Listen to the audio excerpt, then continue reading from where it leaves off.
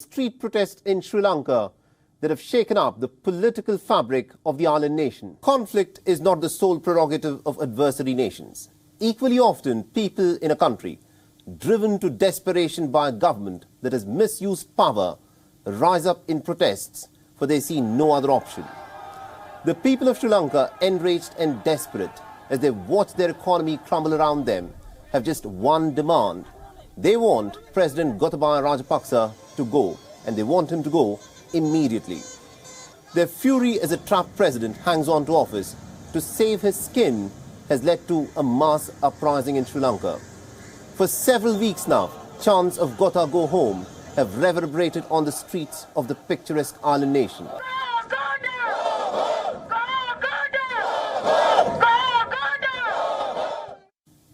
In his latest address to the nation, Gotabaya Rajapaksa has offered to form a unity government. He's also appointed a new Prime Minister in Ranil Wickremesinghe.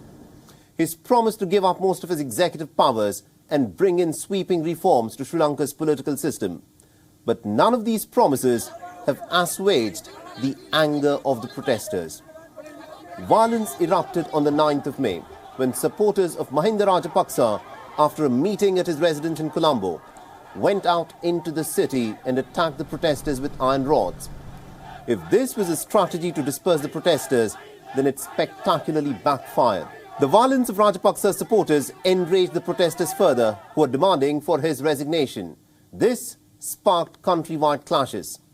Such was the rage amongst the protesters that they even set Mahinda Rajapaksa's home on fire. At least 41 homes and properties belonging to the leaders of the ruling party have been attacked and torched. At least 9 people are said to have been killed so far and 200 others have been injured. Eventually, to placate the protesters, Mahinda Rajapaksa, remember, was forced to step down from his position as the Prime Minister. The once strongman leader of Sri Lanka had to be airlifted to safety and is said to be in hiding along with his family at the Trincomalee Naval Base. Tanks are out on the streets in a bid to maintain order. But the crisis is so deep and the rot of a corruption-infested system so dire that any fixes attempted by Gotabaya Rajapaksa look cosmetic and have been rejected by the people.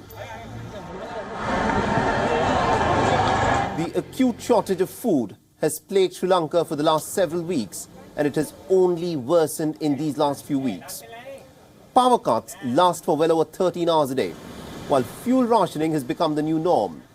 As a step to get some relief from the IMF, Gotabaya Rajapaksa decided to devalue the Sri Lankan rupee in the month of March.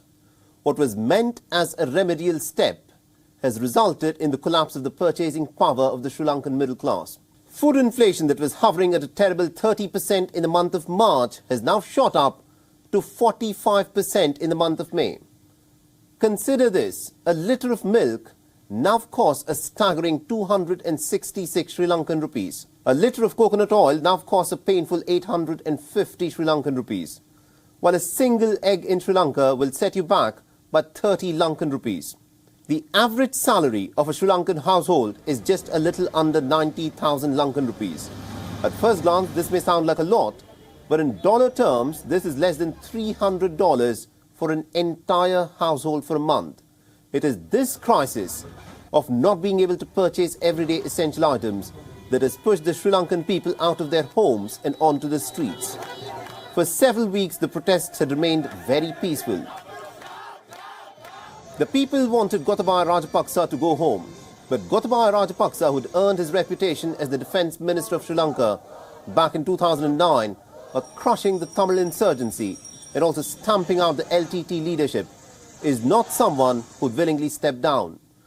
The question, of course, now is, will Gotabaya Rajapaksa resort to oppression to deal with the protests of the hungry stomachs?